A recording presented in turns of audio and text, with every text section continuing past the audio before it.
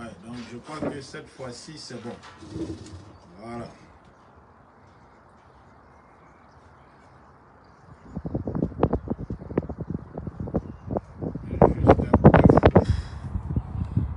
Voilà, par contre, sur le... Donc, bonsoir. Est-ce qu'on m'entend? Confirmez-moi qu'on m'entend. Bonjour, bonsoir à Mohamed Aziz, watching from England. Attendez que je me rafraîchisse un peu. Voilà. Est-ce qu'on m'entend? Confirm that you can hear me. Voilà, donc bonsoir à tout le monde. Confirmez-moi que vous m'entendez bien. Voilà. Donc, vous voyez, ça c'est iPhone, l'autre c'est Android. On voit un peu la différence entre la qualité des images. Mais bon, ce qui compte, c'est le message et non pas le messager. Donc, bonsoir Mohamed Aziz. Bonsoir aussi à Esther Kofi, ma soeur. Bonsoir à Jutta Trallo. Bonsoir à Raymond Debiele depuis l'Italie. Est-ce que vous m'entendez? Voilà, confirmez-moi que vous m'entendez. Voilà, et qu'on peut continuer. Voilà. On va parler un peu. Désolé, hein, l'image n'est pas de qualité sur YouTube. Je ne sais pas pourquoi. Pourtant, c'est une très très bonne caméra. C'est une P... voilà. C'est une P quoi là? On appelle, mais il montre même mon ventre là. Même. Yeah. Voilà. Bonsoir au frère Roger Bella. Donc j'aimerais saluer tout le monde. On commence déjà à allumer les lumières, donc on ne sera pas trop long. Hein. Il est 21h20 ici, 19h20 à Abidjan. Donc bienvenue. Voilà, je ne veux pas être long. C'est juste pour vous dire que je suis en bonne santé, je suis là. Voilà, donc confirmez-moi que vous m'entendez, que le son est bon. Ok, voilà, on me dit yes. Oui, très bien. Donc, d'entrée de jeu, je souhaite une très bonne fête des mères à toutes les mamans qui sont sur les directs d'Elvic TV, à toutes les femmes du monde entier. Vous qui êtes là, en tout cas, je tenais, avant même de commencer ce direct, à vous souhaiter une très bonne fête des mères. Voilà, c'est grâce à vous que nous avons vu le monde, c'est grâce à vous aussi que nous pouvons mener les combats que nous menons tous les jours. Et nous qui n'avons pas la chance d'avoir nos mères à nos côtés, en ces moments, on a une pensée, je dirais, voilà, un peu triste, hein?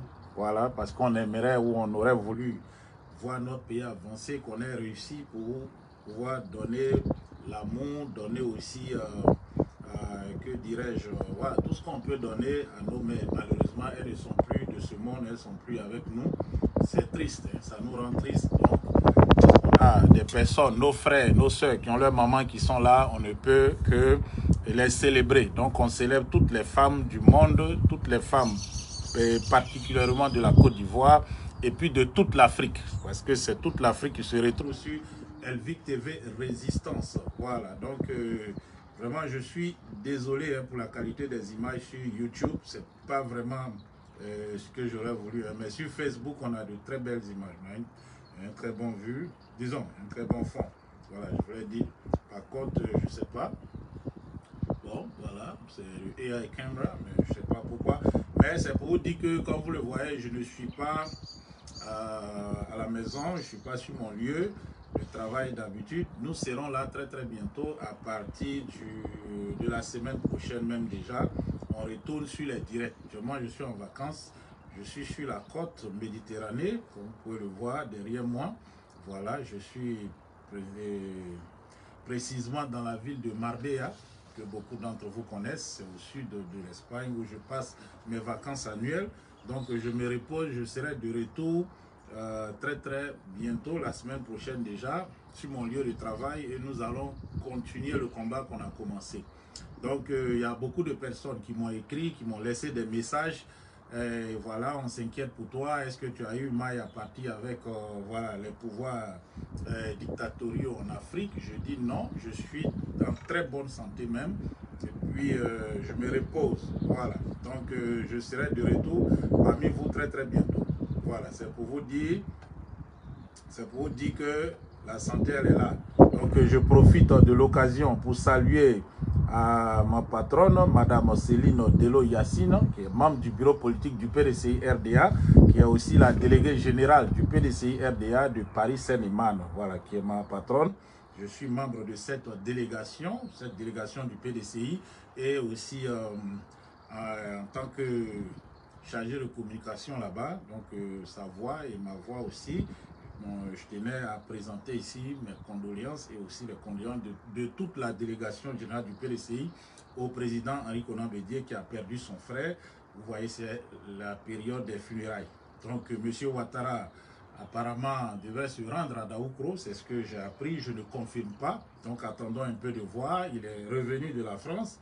Est-ce qu'il va le faire? C'est une occasion en or, en tout cas, pour démontrer aux yeux des Ivoiriens et du monde entier que c'est un homme de paix, c'est un homme qui veut aller à la réconciliation. C'est dans les deuils qu'on peut vraiment voir ses amis. Et je pense que le moment est bien indiqué pour que M. Alassane Ouattara fasse ce geste-là.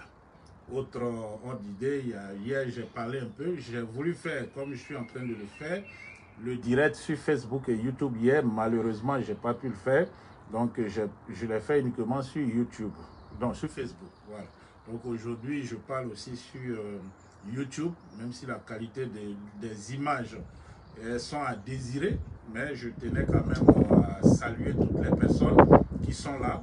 Afromia, bienvenue, Charlène Labelle aussi, notre administratrice, et puis Sénat Koti et Sheila Richouf, tous ceux qui sont connectés actuellement, et voilà, XPRC. Soyez tous les bienvenus. Nous sommes de retour, comme je vous le disais, dès la semaine prochaine déjà.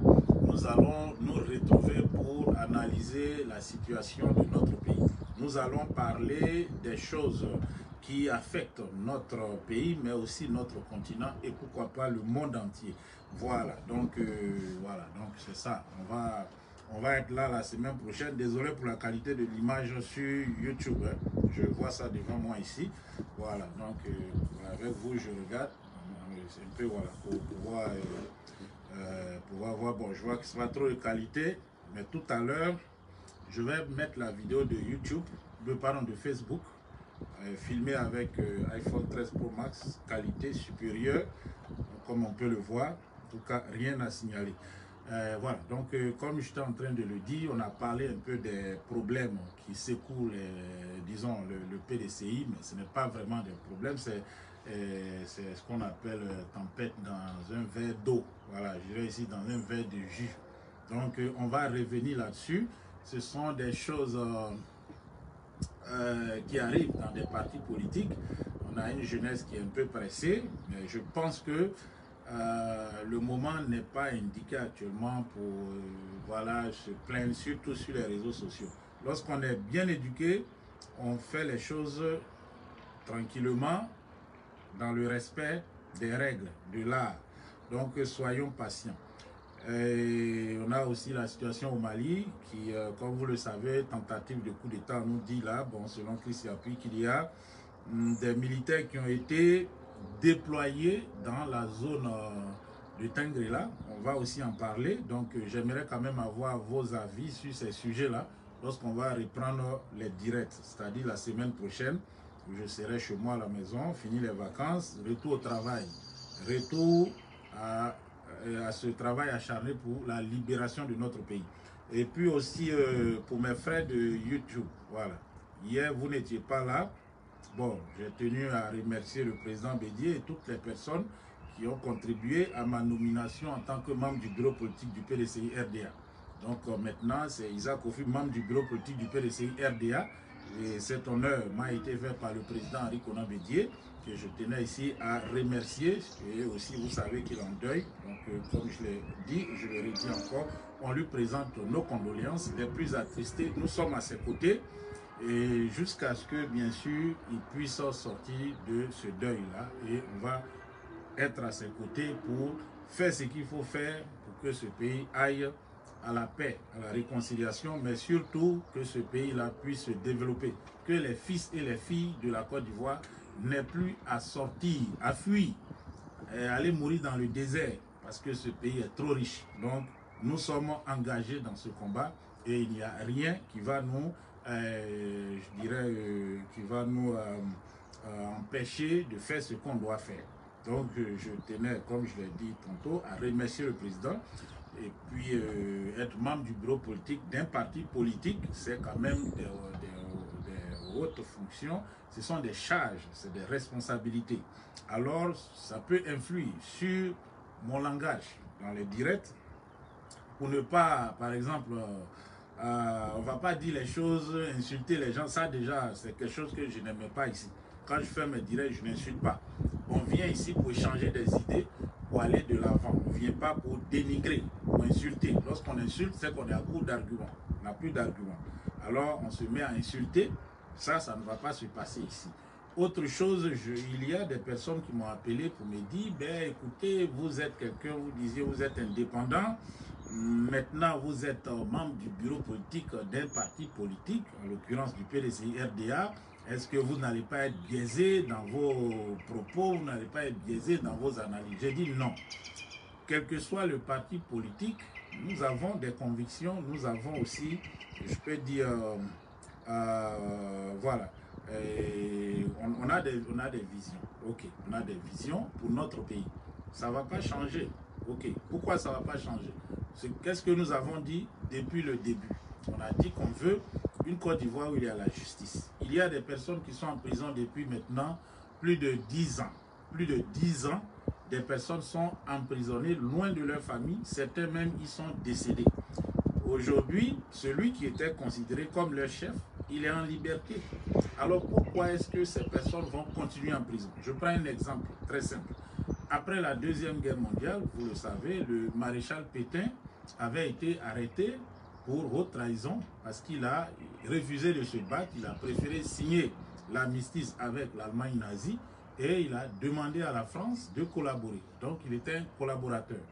Mais avec le général, du moins le maréchal Pétain, il y a eu beaucoup d'autres collaborateurs qui ont travaillé à la Gestapo, qui ont travaillé avec beaucoup d'autres partis politiques, beaucoup d'autres entités allemandes, les SS, la Gestapo, la Wehrmacht et tout ça. Mais après la guerre, ils ont tous été condamnés à mort, même pour certains. Le premier ministre de l'époque avait été condamné à mort. Lui, il a été fusillé, il n'a pas eu la chance. Mais le maréchal Pétain, il a eu l'armistice et une clémence de la part du président de l'époque, le président du conseil de l'époque. Donc, lorsque le maréchal Pétain est sorti, ceux qui avaient aussi été condamnés, ils sont sortis de prison. Vous n'allez pas trouver, vous fouillez dans l'histoire, il n'y aurait pas de prisonniers politiques de la Seconde Guerre mondiale en France dans les années 60. Puisque la guerre se termine en 1945. En 1960, fouillez bien, vous ne trouverez pas un Français qui est en prison pour collaborationnisme. En Côte d'Ivoire, c'est à peu près la même chose, mais un peu différent, parce que le président Gbagbo a été libéré. C'est-à-dire qu'il a été déclaré non coupable. Autrement dit, il n'y a pas eu de délits qui ont été commis. Donc, si on retourne à l'analogie française, il n'y a pas eu de trahison. Donc, si lui, il est libre, le chef qui donnait les ordres, il n'y a pas de trahison, pourquoi est-ce que ce sont ceux qui ont travaillé, leur rôle, c'était de défendre la République. Ce n'était pas de défendre Laurent Gbagbo, mais de défendre la République. Donc, Laurent Gbagbo, le chef, leur dit le pays attaqué, ils sont allés en mission pour défendre la République. Maintenant, on a dit Laurent Gbagbo a commis des crimes. Voilà, et en défendant la République. Mais après l'enquête, on se rend compte qu'il n'y a pas eu de crimes qui ont été commis. Donc, Laurent Gbagbo est acquitté. Le président Laurent Gbagbo est acquitté. Donc, que font ces personnes qui étaient sous mandat de Laurent Gbagbo? Qu'est-ce qu'ils font en prison? Ça aurait été un autre chef de l'État, y compris M. Alassane Ouattara lui-même, qui était en poste lorsque peut-être le pays est attaqué. Est-ce que s'il avait envoyé des militaires, ou ces militaires qu'il envoie aujourd'hui, défendre la patrie aux frontières, si demain il y a un changement de régime, est-ce que ces personnes doivent subir, je peux dire, des poursuites de part et d'autre, tout simplement parce qu'ils ont travaillé à défendre la République, en faisant ce qu'ils croient être juste pour la patrie? Je crois que non. Si on veut créer une démocratie, un pays où il y a des valeurs, il ne faudrait pas, disons, essayer de se rendre justice soi-même. La vengeance ne doit pas faire partie de nos propos. Ça, c'est pas du tout normal. Donc ces choses-là, c'est les choses simples qu'on va continuer à défendre, ça ne va pas changer. Maintenant, si certaines personnes pensent qu'on est en politique, donc tout ce qu'on fait là, c'est pour avoir un gain politique, c'est-à-dire qu'on va lutter pour que forcément le PDC soit au pouvoir. Je dis non. Les Ivoiriens aujourd'hui veulent un changement. Est-ce que le PDC-RDA incarne ce changement? Je peux répondre par l'affirmatif. Parce qu'il y a beaucoup de cadres. Ils ont été formés par Félix Houphouët-Boigny pendant des années, des décennies même. Aujourd'hui, ils sont là à se tourner les pouces pendant que des analphabètes qui ne savent ni lire ni écrire, qui n'ont pas les compétences requises, sont dans l'administration. Donc, vous voyez que le pays n'avance pas. Donc, est-ce qu'ils peuvent, ces personnes-là, du PDCI, qui ont eu cette formation, est-ce qu'ils peuvent gérer le pays? Je dis oui. Est-ce que ceux qui ont été formés aussi par le président ou sous le président Félix Houphouët-Boigny ou même sous le président Nicolas Bédié, mais qui par idéologie, soit ils aimaient le socialisme, ont préféré être au PPACI, est-ce qu'ils peuvent gérer ce pays? Je dis oui. Donc les fils et les filles de la Côte d'Ivoire doivent se mettre ensemble pour pouvoir faire avancer le pays. Ça, c'est ce que je dis, c'est ce que j'ai dit et c'est ce que je vais continuer de dire. Il ne s'agit pas de venir faire de la politique partisane. Nous sommes aujourd'hui dans un pays où il y a beaucoup de choses à faire. Les fondements doivent être, je peux dire, voilà, il faut les reposer les fondements. Je ne parle pas de refondation dans le thème politique comme à l'époque, dans les années 2000, ou même de émergence et tout ça. Bon, je pense que ça, ce sont des slogans qui sont vides de sens. C'est au leader politique qui est là de dire mettre un sens. Malheureusement, c'est juste des slogans, voilà, émergence, mais on émerge comment s'il n'y a pas de travail, on émerge comment s'il n'y a pas d'école, s'il n'y a pas d'hôpitaux. Ça, ce sont les choses que le leader politique doit faire. C'est une vision. Donc, le leader, c'est ça le leadership. Le leader doit avoir une vision pour mettre une substance dans ces slogans-là. Malheureusement, on n'a pas ça en Côte d'Ivoire. Donc, nous, on va continuer à travailler dans ce sens pour que cela puisse être une réalité en Côte d'Ivoire. Maintenant, il y a des personnes qui sont tapis dans l'ombre, qui sont instrumentalisées. Il y a, comme je le disais tantôt, voilà, comme je le disais tantôt, il y a des personnes qui sont sorties pour s'en prendre au président Henri Konan Bédié, soit disant qu'il est vieux, il ne peut plus diriger, voilà, il a échoué, et l'héritage de Foué, il a bafoué, il a perdu. Mais vous-même, vous viviez où? Vous étiez en Côte d'Ivoire ou bien vous venez d'arriver en Côte d'Ivoire? Est-ce que vous ne connaissez pas les réalités qui sont en Côte d'Ivoire? Qu'aurez-vous voulu que le président Bédié fasse? Qu'il fasse la guerre en 1999 parce qu'il en avait les moyens, je pense qu'il en avait les moyens. La France aurait été prête à le soutenir face à ceux qui faisaient ce coup d'État. Guy Robert lui-même, on allait le prendre au village pour venir. Voilà, vous étiez tous là, vous avez vu ce qui s'est passé. Qu'aurez-vous voulu que le président Bédié fasse bombarder les camps militaires, par exemple le camp d'Akwedo, où les gens de Boka-Yapi s'étaient rendus forts avec les armes, c'était des bombes. On pouvait jeter des bombes sur eux là-bas.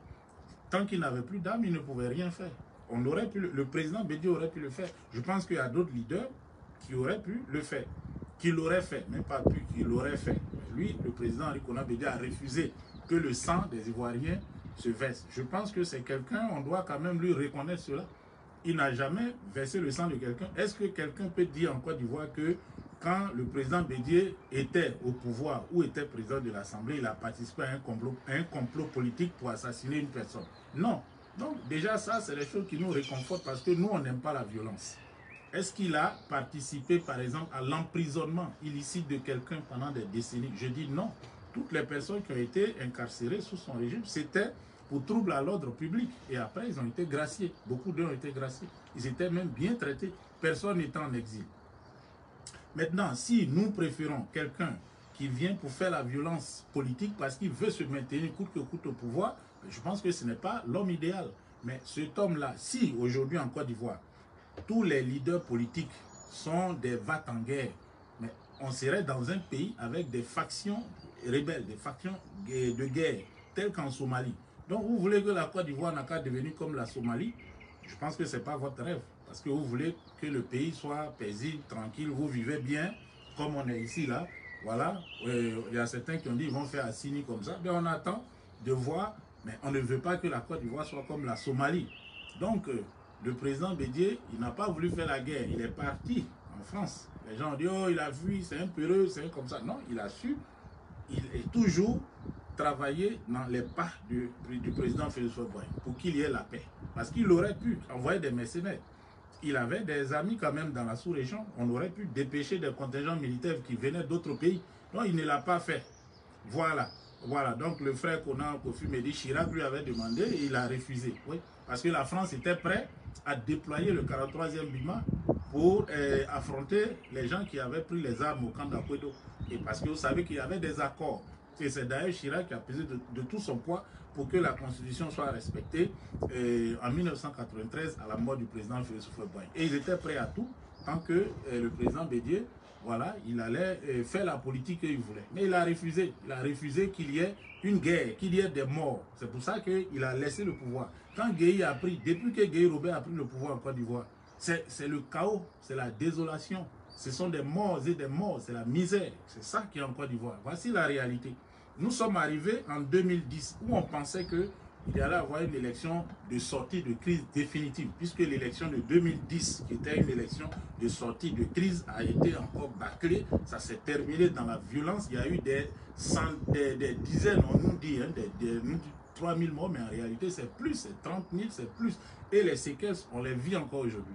Donc, cette élection, ça n'a pas permis aux Ivoiriens de sortir de la crise. Ça, au contraire, accentué la crise. Donc, on arrive maintenant en 2020, après que M. Ouattara ait fait 2 mandats, ce qui est tout à fait voilà, légitime, légal. 2 mandats, c'est ce que la Constitution dit, il doit se retirer. Et il refuse de se retirer. Le président Bédié lance la désobéissance civile. Il y a des gens que jusque-là, ils n'ont pas encore compris. J'ai écouté les jeunes dire que oui, la désobéissance civile, c'était quelque chose de mauvais. Mais quelqu'un te dit, reste à la maison, tu ne vas pas au travail là. Ça, c'est faire coup d'État. Ça, c'est faire du mal à quelqu'un. Que non, nous, on ne pourrait pas soutenir la désobéissance civile. C'est pour ça qu'on n'est pas sorti.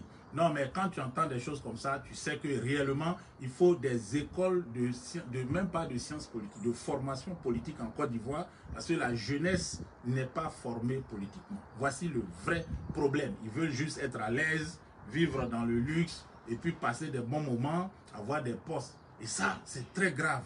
Parce que si on donne le pouvoir aujourd'hui à la jeunesse, je vous dis, on va finir comme le Libéria.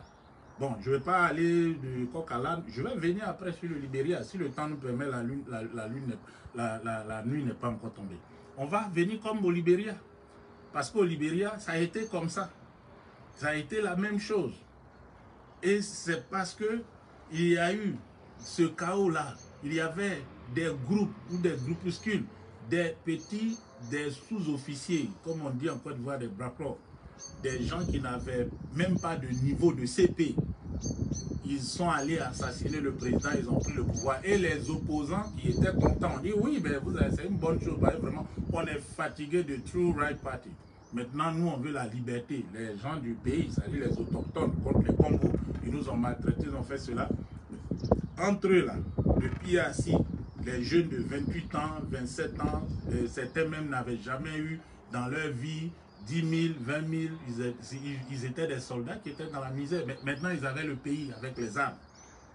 Ils ont commencé à violer les femmes, les belles femmes au Congo, comme on les appelait dans le pays. Ils ont commencé à casser les banques, à tuer, à faire tout. Allez-y, il y a des vidéos qui sont là, vous allez voir. Il y a, comment il s'appelle, Chia Chepo, qui était ministre à l'époque, qui était en prison d'ailleurs, et eux qui sont allés le libérer. Pour en faire de lui, le ministre de la Justice, il explique ces choses-là. Donc aujourd'hui, là, si c'est les jeunes qu'on leur donne ce pouvoir en Côte d'Ivoire, on a le sang trop chaud. Allez, dès qu'on parle 2 mots et puis on ne s'entend pas, là, on va se frapper. Celui qui gagne, là, il n'a qu'à prendre. Bon, si c'est ça que nous, on veut, ben, on va y aller. C'est ce qui va se passer. Mais on a aujourd'hui des leaders, qu'on le veut ou pas, qui ont quand même la sagesse et l'expérience politique. Donc il faut un effort d'aller doucement, doucement. Nous, en tant que des jeunes, on doit les accompagner. On ne peut pas venir sur la place publique pour vilipender nos leaders, ces leaders-là, parce qu'on est tellement pressés. On est une jeunesse impatiente, on veut tout en même temps. Mais lorsque vous allez prendre, et puis vous faites, et puis ça ne nous plaît pas là, on dit, bon, mon frère, ça là, c'est pas bon. Tu dis, ah bon, c'est pas bon, il faut faire ce que tu veux. Mais on va finir par faire ce que tu veux. C'est ce qui s'est passé au Libéria. c'est ce qui s'est passé en Somalie, c'est ce qui s'est passé dans d'autres pays en Afrique. Et vous êtes là, vous voyez. Donc, il faut qu'on soit patient. Ceux qui disent, oui, le président, il a fait ceci, pourquoi il est vieux, il a échoué, il n'a pas parti. Je vous dis, ce n'est pas un échec. Ne pas tuer des gens, décider de ne pas verser le sang des gens, ce n'est pas un échec. En 1999, il aurait pu, il ne l'a pas fait. En 2010, on lui a volé 600 000 voix, il a préféré donner ses voix parce que lui, il voulait qu'il y ait la paix. Il pensait que l'élection allait bien se terminer, même si ça s'est terminé encore en queue de poisson. En 2020, il est au combat. Il a dit, bon, M. Ouattara, la Constitution dit, vous faites 2 mandats, vous ne pouvez plus. Présentez un autre candidat, permettez à nos militants, à tous les Ivoiriens de s'enregistrer pour avoir des pièces, pour aller voter. Permettez aussi à ce que la commission électorale soit équitable et qu'on puisse contrôler. Ils ont refusé. Alors, il a dit tout simplement, bon, on ne va pas à l'élection. Donc, on reste à la maison, on fait ce qu'on appelle la désobéissance civile. Et ça encore, je pense que ça n'a pas plu à beaucoup de personnes. La désobéissance civile a été aussi, je pense, bon, un échec parce que des gens même de l'opposition ont refusé de suivre. Certains ont été achetés. On a vu à Montano, par exemple, qui était au stade, on a vu après le changement de veste, ce qu'il allait dire ou faire après. Certains étaient dans le CNT, le Conseil national de transition. C'est tout à fait normal. Lorsque ça n'a pas marché, on fait une transition pour aller à autre chose. Voilà. Donc la désobéissance civile, on n'a pas dit d'aller désobéir à quelqu'un, d'aller le gifler. Quand tu vois un vieux que tu n'aimes pas, tu t'en le gifler. Quand tu vois un vieux, tu dis, bon, pourquoi tu l'as, il faut pousser, j'aime m'asseoir. Non, c'est pas ça, on a appelé désobéissance civile. Désobéissance civile, ça veut dire rester à la maison et puis ne pas aller travailler. Donc quelqu'un qui dit, mon frère, voilà le problème qu'on a, on ne veut pas nous écouter, reste à la maison. Vous dites que ça c'est mauvais? Non, moi je dis que ce n'est pas mauvais. La désobéissance civile était légale et légitime. Maintenant, les morts ou les blessés de la désobéissance civile, qui a causé cela?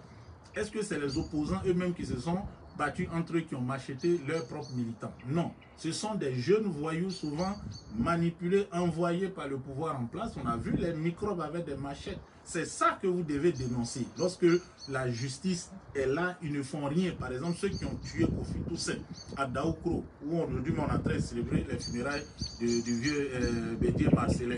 Ceux qui ont coupé la tête de Kofi Toussaint. Ceux qui ont brûlé les magasins de nos frères à Bonois. Ceux qui ont tué des gens dans Abidjan, un peu partout à l'intérieur du pays. C'est eux qu'il faut dénoncer.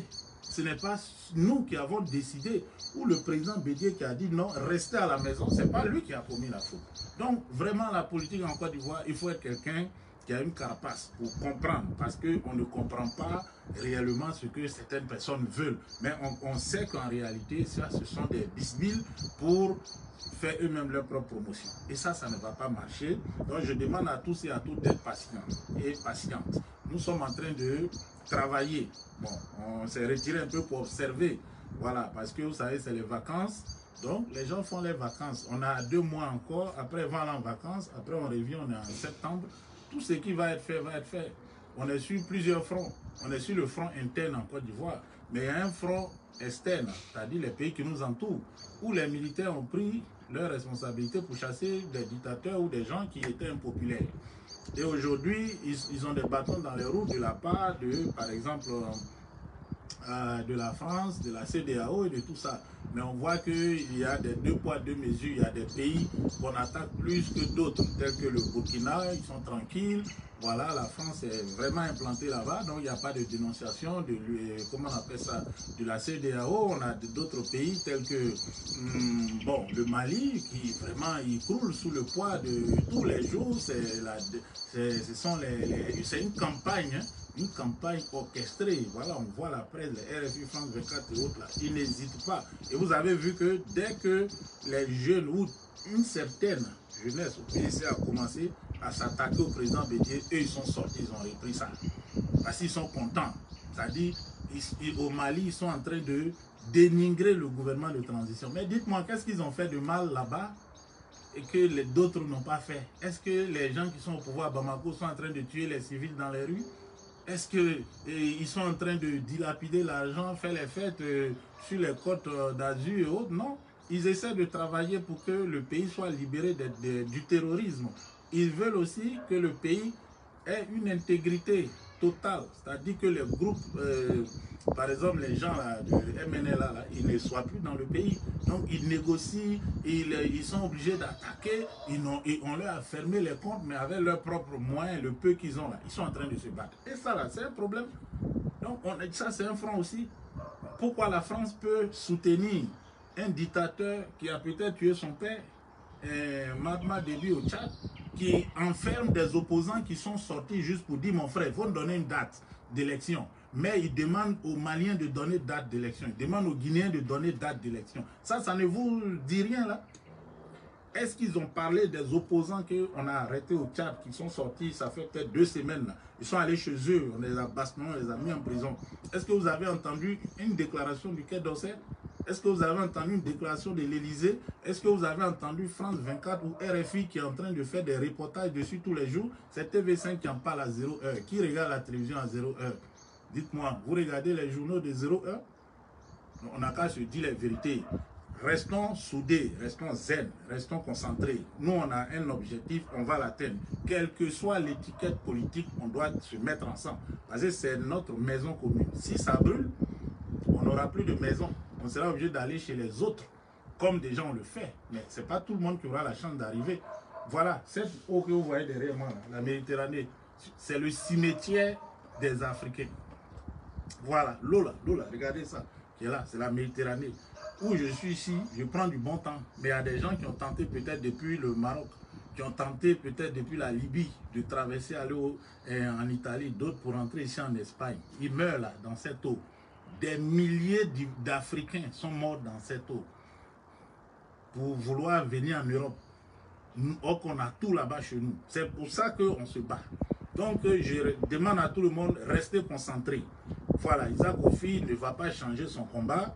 Au contraire, Isaac Kofi va se battre pour que l'héritage du président Félix Houphouët-Boigny et le combat du président Henri Konan Bédié soient soutenus. Le combat de la Côte d'Ivoire, qui est aujourd'hui le combat commun de nos leaders, le président Henri Konan Bédié, le président Laurent Gbagbo, et même d'autres leaders de l'opposition politique, Madame Simone Yves Gbagbo et bien d'autres.